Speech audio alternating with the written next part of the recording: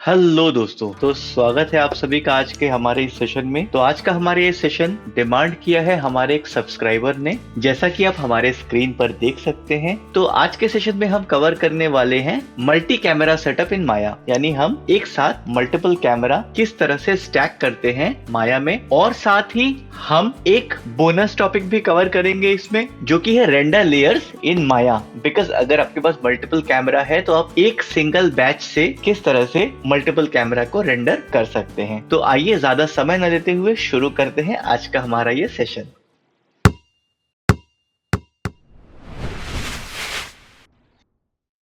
तो दोस्तों, हमारे फर्स्ट सीन में जैसा कि आप देख सकते हैं कि हमारे पास यहाँ पर एक कैरेक्टर है जो कि एक कॉन्ग का कैरेक्टर है और जो कुछ पिक कर रहा है और खा रहा है। यहाँ पर अगर मुझे कोई कैमरा सेटअप करना हुआ, लेट्स सपोज सबसे पहले हम करते हैं क्रिएट कैमरा फ्रॉम व्यू, या हम सबसे पहले अपने पर्सपेक्टिव कैम में जा सकते हैं और हम अपने पोजीशन को यहाँ पर सेट कर सकते हैं। नाउ आपके पास यहाँ पर अगर आप देखो तो यहाँ पर एक आपकी रेजोल्यूशन गेट और फिल्म गेट दिया हुआ है। तो अगर आप यहाँ पे रेजोल्यूशन गेट यानी जिसपे आपने रेंडर करना है वो आपका रेजोल्यूशन गेट है, तो अगर आप उस पर आओ तो सबसे पहले हम क्या करते हैं, हम यहाँ पर स्टैंडर्ड कर लेते हैं और रेंडर पे करते हैं क्लिक, और क्लिक करने के साथ आप यहाँ पर देख लीजिए कि आपका जो रेंडर है उसका रेजोल्यूशन क्या है। लेट सपोज ये HD है हमारा, जो मोस्टली हम वीडियोस में करते हैं ना। इसके साथ आपने ध्यान रखना है जब आप मल्टी कैमरा सेटअप कर रहे हो तो आपको अपने कैरेक्टर को किस तरह से रखना है। तो आई होप आप सबको रूल ऑफ थर्ड पता होगा। रूल ऑफ थर्ड क्या होता है कि हम अपने ऑब्जेक्ट को, हमारा एक एक्सिस अगर हम इसको डिवाइड करें 9 इक्वल पार्ट्स में लमसम इस तरह से, तो आप देखोगे कि जो आपका कैरेक्टर है मोस्टली वो इस तरह से प्लेस होना चाहिए, ये कुछ इस लाइन के अलोंग आए। अगर आपके यहाँ पे आप कोई बैकग्राउंड एलिमेंट ऐड कर रहे हो और अगर आप कोई एलिमेंट इधर को ऐड कर रहे हो तो लमसम ये इस पोजीशन पे आना चाहिए। ये हमारे कैमरे पे एक बेहतर लुक थ्रो करता है ना। इसके अलावा हम अपने नेगेटिव स्पेस को देते हैं, तो नेगेटिव स्पेस पे हमने ये ध्यान रखना है कि हमारे कैरेक्टर को ये टोटल प्रॉपर एरिया मिले। इस तरह से आपने अपने कैरेक्टर के लिए ये सारी चीजें रखनी है। अभी मैंने इसको डिलीट कर लिया है, ये मैंने सिर्फ समझाने के लिए आपको किया था। बेसिकली जो हमारा कैरेक्टर है, यहाँ पर अगर आप इस एक्शन को देखो तो हम यहाँ पर एक कैमरा लेते हैं। तो इसके लिए हम व्यू में जाते हैं और क्रिएट कैमरा फ्रॉम व्यू पे क्लिक कर सकते हैं या शिफ्ट कंट्रोल C पर क्लिक कर सकते हैं। तो यहाँ पर हमारे पास एक कैमरा आ गया है और अगर आप ध्यान से देखो तो आपका जो प्राइमरी एक्शन है वो है कि जो आपका कैरेक्टर है वो मूव कर रहा है। जैसा कि आप यहाँ देख सकते हैं कि हमने रूल ऑफ थर्ड के हिसाब से यहाँ पर अपने कैमरे को प्लेस किया है। नाउ अब हम अपने कैमरे में एक की देते हैं और लेट्स सपोज अगर हम यहाँ पर ध्यान दें तो हम अपने कैमरे को अकॉर्डिंगली यहाँ शिफ्ट करते हैं। हमने अपने कैमरे को मोस्टली इतना ही शिफ्ट करना है जो कि बहुत ज्यादा ना हो, यानी अगर हम अपने कैमरे को शिफ्ट कर रहे हैं मल्टी कैमरा सेटअप पे तो हम अपने कैमरे को बहुत ज्यादा मूव नहीं करेंगे जबकि हमारा एक्शन हो रहा हो।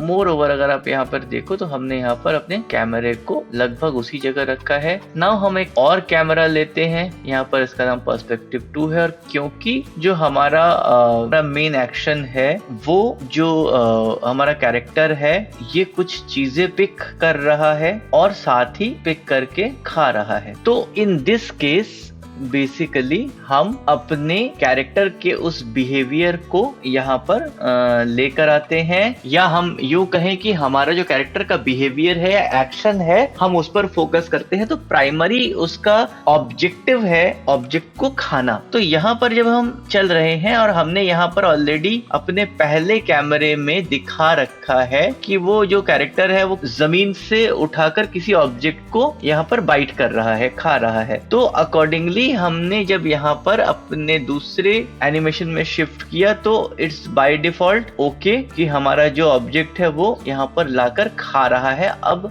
जब इस तरह का एक्शन हो रहा है तो आप बहुत हल्का एक थोड़ा बहुत मूवमेंट डाल सकते हैं। अगेन ये बहुत ज्यादा नहीं होगा। अब जब यहाँ पे इसने खाया तो यहाँ पर ये थोड़ा बहुत जो हमारा एक्शन है उसके हिसाब से थोड़ी चीजें फोकस में आ जाएंगी। तो जो हमारा एक्शन है वो प्रॉपर शो होना चाहिए और जिस तरह से हमारा कैरेक्टर मूव कर रहा है अकॉर्डिंगली हमारा सीन सेट होना चाहिए।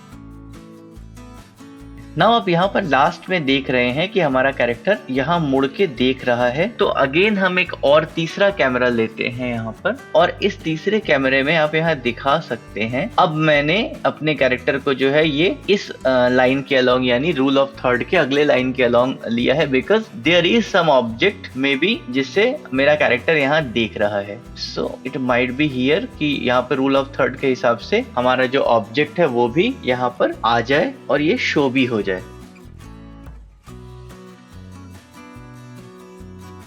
सो यहाँ पर नाउ लेट्स सपोज ये 135 से जो हमारा थर्ड कैमरा है वो एक्टिवेट होता है और जो हमारा कैमरा 2 है वो 135 तक ऑलरेडी एक्टिवेटेड है जहाँ पर ये कोई ऑब्जेक्ट को ले रहा है और पिक करके खा रहा है। और हमने अपने फर्स्ट कैम में ऑलरेडी ये शो कर रखा है कि जो हमारा कैरेक्टर है वो किसी नट या किसी फूड एलिमेंट को पिक कर रहा है। तो यहाँ पे आपका जो सीन है यहाँ पर हमने 3 different cameras as per their actions हमने रखे हैं। सो इस तरह से हम मल्टी कैमरा मूवमेंट्स को सेटअप करते हैं। हम इसको सेव कर देते हैं विद कैमरा ताकि आपको मैं आगे किस तरह से इसके रेंडर लेयर्स को सेट करना है वो मैं बता सकूं। सो फ्रेंड्स अब हम आते हैं एक एक्शन सीन में। सो इस सीन में जैसा कि आप देख रहे हैं कि हमारे पास एक कैरेक्टर है जिसने एक हेलीकॉप्टर किक किया है। तो लेट सपोज अगर मैं ऐसे किसी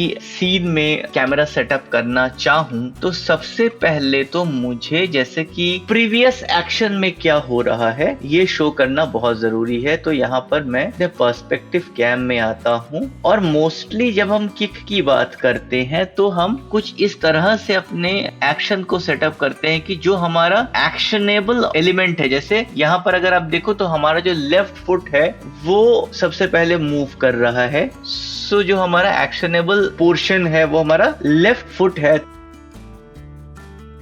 तो हम यहाँ पर क्रिएट कैमरा फ्रॉम व्यू करते हैं और अपने कैमरे पे एक की लगाते हैं। नाउ अब हमारा जो कैरेक्टर है सबसे पहले तो हमने वही रूल ऑफ थर्ड के अकॉर्डिंग उसे अपने नॉर्मल एक लाइन ऑफ जो हमारा फोकस है उस पे रखा क्योंकि हमारा दूसरा कैरेक्टर जो है वो कुछ यहाँ पे होगा जिसपे वो किक को अप्लाई कर रहा है या यूज कर रहा है। So then you could do one more thing. आप यहाँ कर सकते हैं कि अगर आप चाहें तो आपने क्या करना है कि आप अपने फेस को उस ओर कर सकते हैं। दो अभी हमारा जो सीन था उसमें ऐसा नहीं था तो हमने इसको कुछ इस तरह से कर दिया है। तो इसको करने के बाद जैसे ही हमारा फोकस है वो शिफ्ट होता है सो उस फोकस के शिफ्ट होने के साथ अगर आप यहाँ पर देखो तो कोई ऑब्जेक्ट यहाँ पर आगे जा रही है। Now what we will do, we will adjust this afterward. हम इसके साथ साथ नहीं इसके बाद एडजस्ट करेंगे ताकि ऐसा फील न हो कि हमारा कैमरा प्री डिफाइंड ऑलरेडी ये जानता है कि हमारा कैरेक्टर किस ओर मूव कर रहा है। जिस ओर हमारा कैरेक्टर मूव कर रहा है हमारा कैरेक्टर के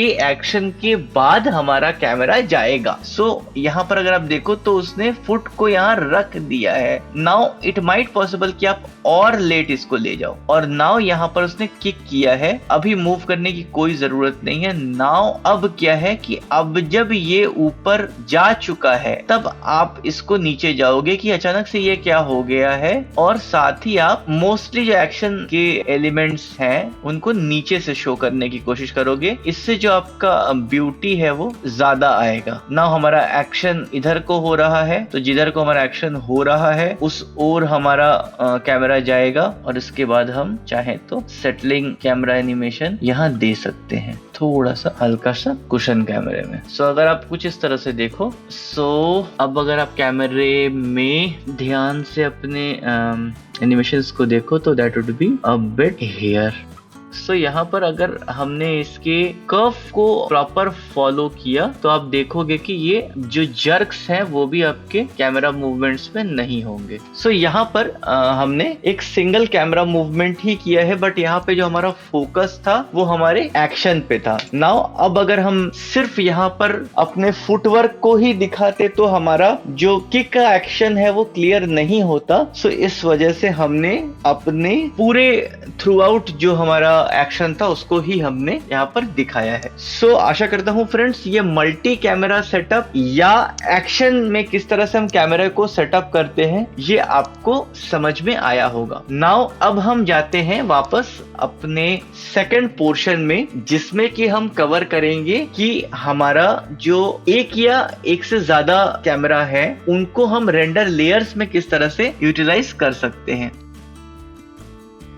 सो दोस्तों जैसा कि आप यहाँ देख रहे हैं कि हमने यहाँ पर जो हमारा एनिमेशन है वो इसमें हमारे पास 3 कैमरे हैं और एट दिस मोमेंट हमारे पास कोई लाइट नहीं है। तो आपने यहाँ पर एक लाइट ले लेनी है या जो आपका लाइट सेटअप है वो क्रिएट कर लेना है। यहाँ पर मैंने एक बेसिक सी स्काईडोम लाइट ले रखी है ताकि हमारा जो सीन है वो एटलीस्ट विजिबल हो जाए। सो नाउ अब हमने क्या करना है कि रेंडर लेयर के लिए हमने यहाँ पर इस ऑप्शन में आना है। यहाँ पर अगर आप देखो तो ये हमारा एक रेंडर सेटिंग का ऑप्शन है, सेटअप का ऑप्शन है। सो यहाँ पर हमारे पास 2 चीजें हैं और अगर आप रेंडर की सेटिंग को खोलो तो यहाँ पर अगर आप रेंडर लेयर को देखो तो आपके पास सिर्फ एक मास्टर लेयर है। तो हमने सबसे पहले क्या करना है कि हमने सिलेक्ट करना है अपने इस ग्रुप को, अपने लाइट को और हमारे जिस कैमरे को हमें सबसे पहले रखना है उस कैमरे को, और हमने क्लिक कर लेना है यहाँ पर इस create render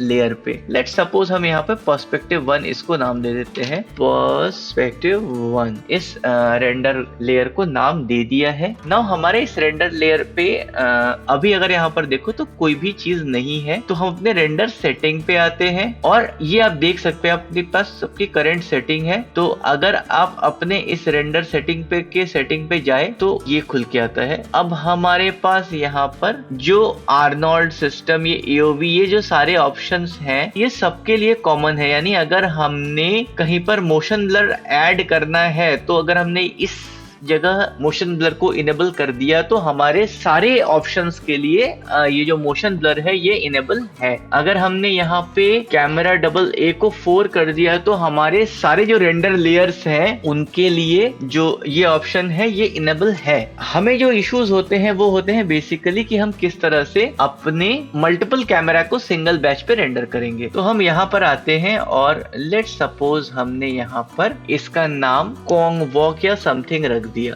walk and eat, whatever जो भी आप रखोगे ये सबके लिए कॉमन होगा, या आप चाहो तो चेंज भी कर सकते हो। और यहाँ पर आने के बाद आपने ये देखना है कि आपका यहाँ पर कौन कौन सा लेयर इनेबल है। तो आपके पर्सपेक्टिव 1 के लिए सिर्फ आपका पर्सपेक्टिव 1 ही कैमरा इनेबल रहना चाहिए और साथ ही आपका यहाँ पर जो फ्रेम है या एनिमेशन है उसमें आपने एक एनिमेशन को सिलेक्ट कर लेना है। नाउ हमने लेट सपोज जो पर्सपेक्टिव 1 है उसके लिए अगर हम यहाँ पर्सपेक्टिव 1 में आते हैं तो अगर आप देखो तो हमने यहाँ पे 30 फ्रेम का कुछ एनिमेशन लिया है। सो हम इसे 1 to 30 कर लेते हैं और हमने जो इसे 1 to 30 कर लिया है उसके बाद हम यहाँ पर स्टार्ट फ्रेम में आते हैं और अगर आप देखो तो यहाँ पे पर्सपेक्टिव 1 जो है वो ऐड हो गया है। बट पर्सपेक्टिव 1 जैसे ही आपने यहाँ पर लिया तो आप देख सकते हैं कि अभी आपके यहाँ पर कुछ भी नहीं है, सब कुछ गायब हो गया है आपके डिस्प्ले से। सो हमने यहाँ पे अपने रेंडर सेटिंग में हम जाते हैं और यहाँ पर जो आपकी रेंडर सेटिंग है यहाँ पर आपके स्टार्ट फ्रेम में की लगाते हैं और आप यहाँ देख सकते हैं कि आपका स्टार्ट फ्रेम आ गया है। आपके एंड फ्रेम में आपने की लगा दी। की कैसे लगाते हैं, यहाँ पे आपने यहाँ पर राइट क्लिक करना है और create absolute override for visible layer पे चेक कर लिया। की नहीं लगाई है, इसको चेक किया है। I am sorry for that term. और यहाँ पर रेंडर कैमरा के लिए create absolute override for visible layer पे क्लिक कर दिया है। नाउ अब अगर आप यहाँ पर रेंडर सेटिंग में देखो और यहाँ पर कलेक्शन में जाकर देखो तो यहाँ पर कलेक्शन में आप कुछ भी नहीं शो कर रहा है। तो आपने क्या करना है, आपने इस ग्रुप को सिलेक्ट करना है और इस लाइट को सिलेक्ट करनी है और इसे ऐड करना है यहाँ, और यहाँ पर ऑल कर लेना है। तो जैसे ही हमने ऑल पे क्लिक किया आप देख सकते हैं कि हमारे पास जो हमारा लेयर है उस पे ये जो ऑप्शन है ये आ गया है, यानी हमारा लेयर 1 पे भी जो हमारा कॉन्ग विजिबल नहीं था अब वो विजिबल है। सिमिलर तरीके से आपने क्या करना है कि आपने एक पर्सपेक्टिव 2 पर क्लिक किया, एक नया लेयर बनाया पर्सपेक्टिव 02। नाउ इस पे करने के बाद यहाँ पर अगर आप देखो तो पर्सपेक्टिव 2 आपका लेयर आ गया है। अब यहाँ पर भी आप देख सकते हो जैसे ही मैंने पर्सपेक्टिव 2 को सिलेक्ट किया हमारे पास यहाँ पर कुछ भी व्यू पोर्ट पे शो नहीं हो रहा है, यानी अगेन जो हमारा कलेक्शन है क्योंकि उसमें ये नहीं बना हुआ है तो हमारा ये ऑब्जेक्ट जो है वो विजिबल नहीं हो रहा है। नाउ आपने क्या करना है, पर्सपेक्टिव 2 में आपके पास 30 से लेकर 135 तक के फ्रेम्स है। तो पर्सपेक्टिव 2 में आप जाते हो, यहाँ पर्सपेक्टिव 2 इज सिलेक्टेड, यहाँ पे आप इसको 30 कर देते हो और यहाँ पर की लगा लेते हो, इसको 135 कर देते हो और इस पे यहाँ पर create absolute override from visible layer को चेक कर लेते हो। और साथ ही यहाँ पर आपको पर्सपेक्टिव 2 कर लेना है और यहाँ पर वापस से create absolute override for visible layer को क्लिक कर लेना है। नाउ अगर आप देखो तो यहाँ पर आपके पास वापस से ये ऑब्जेक्ट आ गया है। अब हमने यहाँ पर वापस अपने पर्सपेक्टिव 2 और इज ऑलरेडी डन, हमने इन दोनों ऑब्जेक्ट को सिलेक्ट किया और ऐड कर लेते हैं और यहाँ पर ऑल पे क्लिक कर लेते हैं और अब आप देखो आपका जो कैरेक्टर है ये इस सीन पे आ गया है।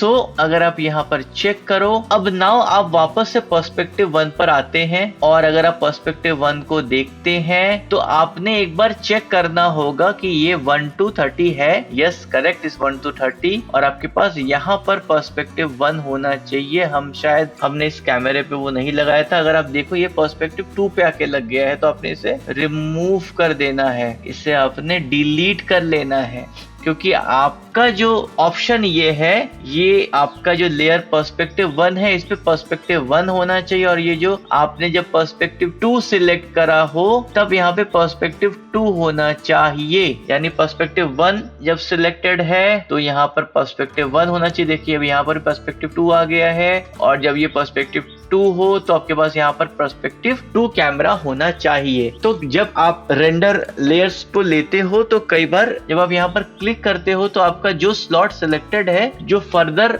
डिस्ट्रीब्यूशन होता है या फर्दर एक्शन होता है वो जिस स्लॉट को हमने सिलेक्ट कर रखा है उसमें हो जाता है। तो इसी वजह से जब हमने 1 को अभी क्लिक किया था तो हमारे पास 1 और 2 दोनों जो सिनेरियोस थे वो 1 पे आ गए थे, पर अब ऐसा नहीं है। तो इस तरह से आपने थर्ड वाले को भी सेम तरीके से क्या करना है, बना लेना है। सो आपने इस बार क्या किया, पर्सपेक्टिव 3 को सिलेक्ट किया और पर्सपेक्टिव 3 को सिलेक्ट करके यहाँ पर आपने दोनों को डीसिलेक्ट कर रखा है यहाँ पे और आपने क्लिक किया और यहाँ पे इस बार पर्सपेक्टिव 3 आ गया है। नाउ अब मेरा पर्सपेक्टिव 3 सिलेक्टेड है। अब पर्सपेक्टिव 3 में आपने सबसे पहले क्या करना है कि आपका जो कैमरा है वो पर्सपेक्टिव, यहाँ पर देखिए अगर आपने यहाँ पे गलती की होती तो ये पर्सपेक्टिव 1 में आ जाता, तो आपने कहाँ आना है, पर्सपेक्टिव 3 में आना है और यहाँ पर अपने पर्सपेक्टिव 3 में आकर पर्सपेक्टिव 3 कैमरे को सिलेक्ट करना है, create absolute override for visible layer को चेक करना है और यहाँ पर जो आपका स्टार्टिंग फ्रेम है वो 135 है, जो एंड फ्रेम है वो 150 है और यहाँ पर दोनों जगह पर आपने create absolute override for visible layers को क्लिक कर देना है और क्लिक करने के बाद अगेन जो हमारा ऑप्शन है वो गायब हो गया है। तो हम यहाँ पर वापस से आते हैं हमारे कलेक्शन में और अपने ग्रुप को और अपने लाइट को इसमें हम ऐड कर लेते हैं और यहाँ पर ऑल पर क्लिक कर लेते हैं। सो अब अगर आप देखो तो हमारे पास पर्सपेक्टिव 2 में जो है ये हमारा वापस से ऐड हो गया था। पर्सपेक्टिव 1 को चेक करिए, यहाँ पे पर्सपेक्टिव 1 है, पर्सपेक्टिव 2 को चेक करिए, यहाँ पर्सपेक्टिव 2 है, और पर्सपेक्टिव 3 को चेक करिए, यहाँ पे पर्सपेक्टिव 3 है। इसी तरह से नंबर ऑफ फ्रेम्स अगर आप देखें तो यहाँ पर 135 to 150 है पर्सपेक्टिव 3 में, पर्सपेक्टिव 2 में जो है वो आपका 30 to 135 है, और पर्सपेक्टिव 1 में जो है आपका वो 1 to 30 है। नाउ जब आप आते हैं रेंडरिंग में और अपने रेंडर सीक्वेंस पे यहाँ पर ऑल इनेबल लेयर्स को चेक करते हैं, तो अभी तो अगर आप यहाँ पे देखो तो ये फ्रंट एंगल सिलेक्टेड है, लेकिन अगर आपको मैं यहाँ पर अपना रेंडर व्यू शो करूंगा, it might take more time though, लेकिन जो हमारा क्योंकि ये 2K में भी रेंडर हो रहा है। सो अब अगर आप देखो तो यहाँ पर ये क्या कर रहा है, वो ये 135 कर रहा है। ऐसा क्यों हो रहा है? अब हम इसको स्केप करते हैं, और स्केप करने के बाद हमने यहाँ पर क्या है, हमने यहाँ पर अपना जो मास्टर लेयर है उसे ऑफ कर लेना है, और यहाँ पर ये तीनों जो है set selected as non renderable for batch rendering, ये तीनों चेक होंगे, और हमारा पहला जो यहाँ पर लेयर है ये विजिबल होगा ना। उसके बाद आपने यहाँ पर आना है। अभी के लिए मैं क्या करता हूँ कि अपने रेंडर सेटिंग में एक चीज करता हूँ कि इसे मैं बहुत छोटी साइज का ले लेता हूँ। 320 240 for perspective 1, for perspective 2 is 320 240, for perspective 3 is 320 240। Now अब हमने अपने फर्स्ट वाले को सिलेक्ट करना है, और ये हमारा फर्स्ट है। नाउ अब हमने यहाँ पर एक कोई लाइट ले लेनी है। अभी के लिए कोई HDRI अगर हमें मिल जाए तो HDRI कुछ भी ले लेते हैं यहाँ पर। सो हमने यहाँ पर एक HDRI ले रखी है, और इसका सैंपल रेट हम बढ़ा देते हैं। एक बार हम अपने रेंडर को चेक कर लेते हैं ताकि हमें बस आइडिया लग जाए कि हाँ यस, हमारा जो ऑब्जेक्ट है वो एटलीस्ट रेंडर हो रहा है। और हम अपने HDRI में जाकर अपने बैकग्राउंड को ऑफ कर देते हैं, और हमने क्या all render enabled cameras, all render enabled layers दोनों को चेक कर लेना है, और हम रेंडर सीक्वेंस पे क्लिक कर लेते हैं। तो आप देखेंगे कि किस तरह से जो भी आपके लेयर्स हैं, जितने भी आपके कैमरास हैं, वो ऑटोमेटिकली रेंडर होकर एक साथ एक सिंगल बैच में, बट डिफरेंट फोल्डर्स में, बिकॉज आपके जो कैमरा हैं वो डिफरेंट हैं, वो डिफरेंट फोल्डर्स में सेव हो जाएंगे। सो आशा करता हूँ दोस्तों आज का हमारा ये सेशन आप सबको समझ में आया होगा और साथ ही अच्छा लगा होगा। अगर आपको हमारा ये सेशन अच्छा लगा है तो प्लीज लाइक्स और कमेंट के माध्यम से हमें अपने थॉट्स साझा करें। अगर आपकी कोई स्पेसिफिक क्वेरी है तो भी आप हमें कमेंट के माध्यम से शेयर कर सकते हैं। मिलते हैं हम अपने अगले सेशन में, तब तक के लिए आप सब ख्याल रखें अपना, अपनों का और हमारे इस समाज का। धन्यवाद।